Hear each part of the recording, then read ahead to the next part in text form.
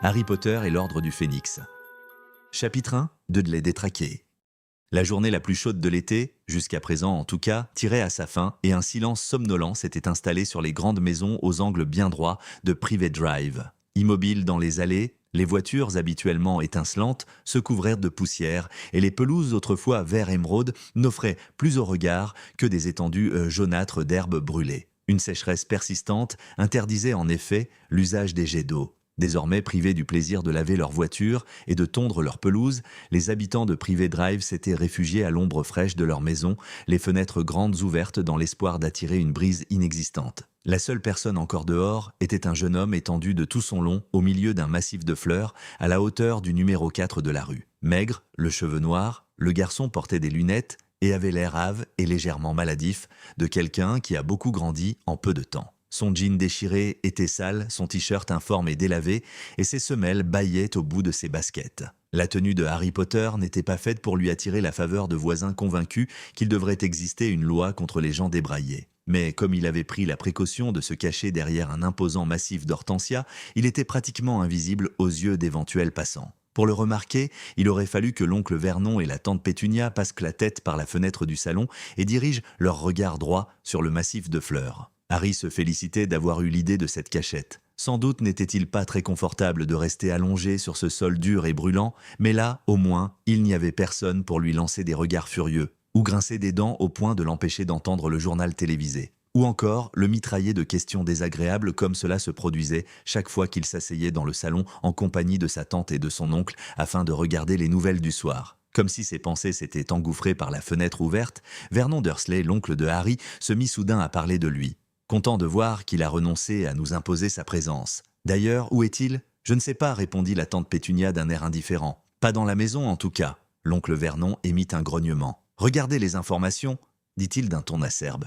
J'aimerais bien savoir ce qu'il a derrière la tête, comme si à son âge un garçon normal pouvait se soucier de l'actualité. Dudley n'a aucune idée de ce qui se passe dans le monde, je ne suis même pas sûr qu'il connaisse le nom du Premier ministre. De toute façon, s'il s'imagine qu'on va parler des gens de son espèce dans nos journaux télévisés... Chut Vernon, dit la tante Pétunia. La fenêtre est ouverte ? Ah oui, c'est vrai. Désolé chérie. Les Dursley redevinrent silencieux. Harry entendit le jingle d'une publicité pour une marque de céréales tandis qu'il regardait Mrs. Figg passer de son petit palan. C'était une vieille folle qui adorait les chats et habitait Wisteria Walk, la rue voisine. Les sourcils froncés, elle parlait toute seule. Harry était ravi d'être caché par le massif de fleurs car, depuis quelque temps, Madame Figg avait la manie de vouloir l'inviter à prendre le thé chaque fois qu'elle le croisait dans la rue. Elle tourna le coin et disparut quelques instants avant que la voix de l'oncle Vernon s'élève à nouveau par la fenêtre ouverte. « Duddy est allé dîner quelque part ? Oui, chez les Polkis, répondit la tante Pétunia d'un ton affectueux. Il a tellement d'amis, tout le monde veut l'avoir à sa table. Harry étouffa à grand-peine une exclamation. Les Dursley faisaient de preuve d'une étonnante bêtise lorsqu'il s'agissait de leur fils Dudley. Ils avalaient tous ces mensonges, pourtant pas très habiles, sur de prétendues invitations quotidiennes à prendre le thé chez les différents membres de sa bande. Harry savait parfaitement que Dudley n'avait jamais bu la moindre tasse de thé chez qui que ce soit. Lui et sa bande passèrent leur soirée à vandaliser le parc, à fumer au coin des rues et à jeter des pierres aux voitures et aux enfants qu'ils rencontraient sur leur chemin. Harry les avait observés lorsque lui-même se promenait le soir dans Little Whinging. Il avait passé la plus grande partie de ses vacances à vagabonder dans les rues en fouillant les poubelles mais à la recherche de journaux. Les premières notes de l'indicatif annonçant le journal télévisé parvinrent aux oreilles de Harry, et il sentit son estomac se retourner. Ce serait peut-être pour ce soir, après un mois d'attente. Un nombre record de vacanciers se retrouvent de bloqués dans les aéroports, alors que la grève des bagagistes espagnols entre dans sa 2e semaine. On n'a qu'à leur accorder la sieste à vie, grogna l'oncle Vernon en couvrant la fin de la phrase du présentateur. Mais c'était sans importance. Dehors, dans le massif de fleurs, l'estomac de Harry se détendit. Si un événement grave s'était produit, il aurait sûrement fait la une du journal. La mort et la destruction avaient quand même plus d'importance que des touristes immobilisés. Harry laissa échapper un long soupir et regarda le ciel d'un bleu éclatant. Les jours s'étaient succédé, identiques, tout au long de l'été. La tension, l'attente, le soulagement provisoire, puis la tension qui montait à nouveau, et toujours cette même question de plus en plus insistante à chaque fois. Pourquoi ne s'était-il encore rien passé ? Harry continua d'écouter, au cas où il y aurait un quelconque indice dont les moldus ne comprendraient pas la véritable signification. peut-être une disparition inexpliquée ou un étrange accident, mais la grève des bagagistes laissa place aux dernières nouvelles sur la sécheresse qui sévissait dans le sud-est du pays. J'espère que le voisin d'à côté entend ça, mugit l'oncle Vernon, lui qui arrose son jardin toutes les nuits à 3 heures du matin. Il fut ensuite question d'un hélicoptère qui avait failli s'écraser dans un champ du Surrey, puis du divorce d'une actrice célèbre d'avec son célèbre mari, comme si on allait s'intéresser à leurs petites affaires sordides. Lança d'un ton méprisant la tante Pétunia qui avait suivi l'histoire avec passion dans tous les magazines sur lesquels elle avait pu mettre sa main décharnée. Harry ferma les yeux pour les protéger du ciel qui s'embrasait tandis que le présentateur concluait « Et pour finir, sachez que Perry la perruche a trouvé un nouveau moyen de se rafraîchir par ces temps de canicule. Perry, qui habite le pub des 5 Plumes à Barnsley, a appris à faire du ski nautique. Notre reporter Mary Dorkins a voulu en savoir plus. » Harry rouvrit les yeux. Si on en était aux perruches, adeptes du ski nautique, il n'y aurait plus d'autres nouvelles dignes d'intérêt. Il roula précautionneusement sur le ventre et se releva à 4 pattes en se préparant à ramper sous la fenêtre pour quitter sa cachette sans être vu. Il n'avait parcouru que quelques centimètres lorsque différentes choses se succédèrent très rapidement. Un craquement sonore brisa comme un coup de feu le silence endormi.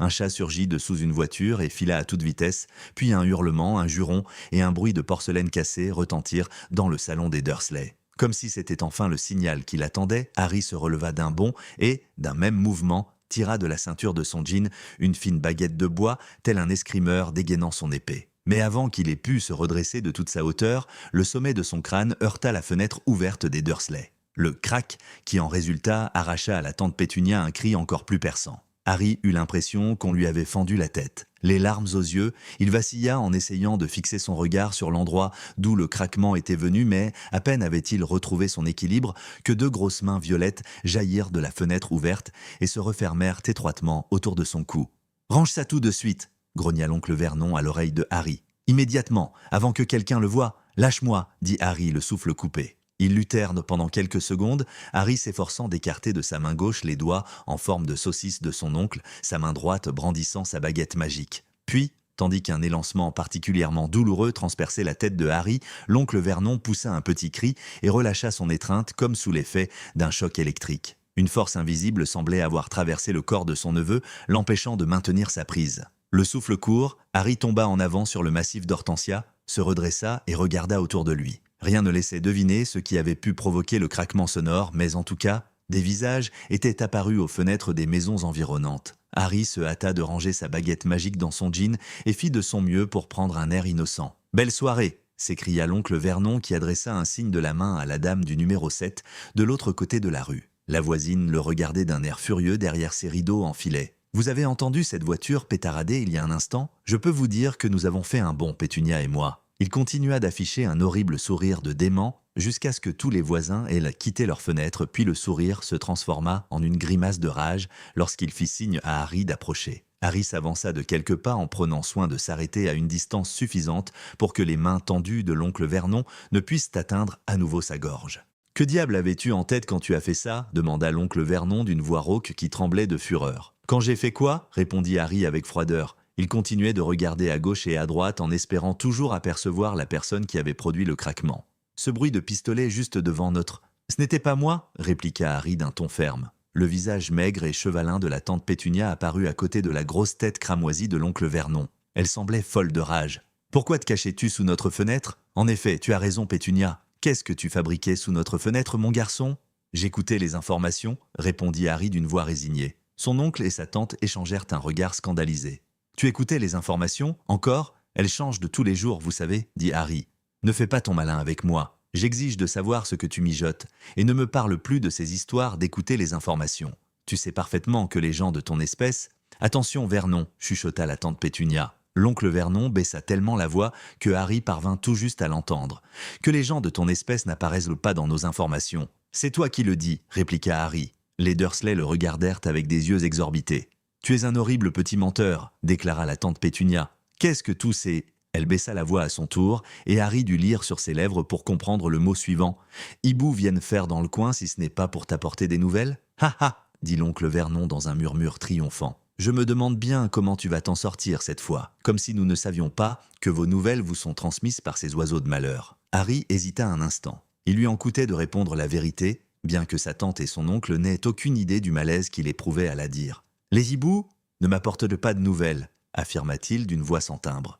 Je ne te crois pas, répliqua aussitôt la tante Pétunia. Moi non plus, ajouta l'oncle Vernon avec force. Nous savons que tu mijotes quelque chose de louche, assura la tante Pétunia. Nous ne sommes pas stupides, tu sais, dit l'oncle Vernon. Ça au moins, c'est une information, répliqua Harry. Il commençait à s'énerver et, avant que les Dursley aient eu le temps de le rappeler, il avait tourné les talons, traversé la pelouse, enjambé le muret du jardin et remonté à présent la rue à grandes enjambées. Harry s'était mis dans une situation difficile, il le savait. Tôt ou tard, il devrait affronter sa tante et son oncle et payer le prix de son insolence, mais il ne s'en souciait guère pour le moment. Il avait d'autres préoccupations beaucoup plus urgentes. Il était persuadé que le craquement avait été provoqué par un transplanage. C'était exactement le genre de bruit que produisait Dobby, l'elfe de maison, lorsqu'il se volatilisait. Était-il possible que Dobby soit présent dans Private Drive? Le suivait-il en ce moment même? À cette pensée, il fit volte-face et scruta la rue. Mais elle lui apparut complètement déserte et Harry était sûr que Dobby n'avait pas la faculté de se rendre invisible. Pour continuer à écouter gratuitement ce livre audio, cliquez sur le lien dans la description de la vidéo. Vous pourrez choisir le livre de Harry Potter que vous souhaitez et l'écouter gratuitement grâce à l'essai de 30 jours d'Audible. Cliquez dans le premier lien disponible dans la description. C'est un lien qui va vous rediriger vers Amazon, mais surtout vers votre livre audio. C'est ça qui nous intéresse.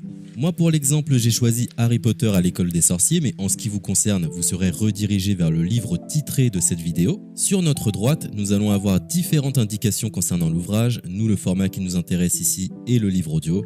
Vous constatez que nous sommes à 0 € car il s'agit d'une offre d'essai, ce qui va nous permettre d'obtenir ce livre audio et de le garder même après avoir résilié cette offre. D'ailleurs, c'est ce qu'on va faire juste après avoir récupéré ce livre. Ce qu'il nous faut, c'est un compte Amazon. Moi, j'en ai déjà un, donc c'est parfait. Mon seul problème, c'est que mes précédentes cartes ont expiré, donc je vais devoir indiquer ma nouvelle carte. De votre côté, vous allez devoir faire de même et valider un moyen de paiement. Et ne vous inquiétez pas, je vous rassure, ça restera bien gratuit. Simplement, il est impossible de profiter de cette offre gratuite sans partager ces informations. Vous savez, c'est comme les offres d'essai Netflix ou d'Amazon Prime, c'est des services qui vont récupérer vos coordonnées bancaires pour renouveler automatiquement l'offre gratuite en forfait payant à compter de 30 jours d'essai. C'est là où nous sommes malins car nous allons résilier notre offre juste après avoir obtenu notre livre audio. De cette façon, il n'y a aucun risque de renouvellement et nous pourrons profiter du livre tranquillement. Donc, j'ai mis mes informations, ma nouvelle carte est ajoutée. Nous voyons que le montant total est toujours et restera de 0. Je clique une nouvelle fois sur gratuit 30 jours. On constate qu'il est bien indiqué que cette offre est résiliable à tout moment, ce qui nous arrange. Ensuite, nous sommes redirigés vers cette page qui va nous permettre de résilier notre offre d'essai tout de suite. Il suffit de se rendre en haut à droite dans Compte et liste et de cliquer sur Adhésion et abonnement. Ici, nous avons toutes les informations concernant cette offre, notamment la période à laquelle elle sera renouvelée. Mais de notre côté, on ne va pas attendre et résilier tout de suite. On clique sur Annuler l'abonnement, ce qui va nous rediriger vers le site Audible, qui est le service d'Amazon pour les livres audio. On nous indique que l'on a un crédit à utiliser, mais personnellement ça ne m'intéresse pas, donc je vais directement en bas de la page pour résilier mon offre. Je clique sur Non merci, continuer la résiliation. Là, dans un dernier espoir de me garder, Audible me propose de nouvelles offres, mais ça ne m'intéresse toujours pas, donc je vais une nouvelle fois en bas de la page et je clique sur Résilier mon abonnement.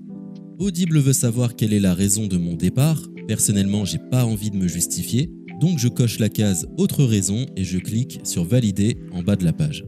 Maintenant c'est parfait, nous avons résilié notre offre, nous sommes tranquilles, plus besoin de se prendre la tête, notre abonnement a bien été annulé. Il ne reste plus qu'à nous rendre dans notre bibliothèque pour retrouver notre livre audio et en profiter totalement gratuitement. Comme vous pouvez le constater, moi j'ai plusieurs livres car j'ai appliqué cette méthode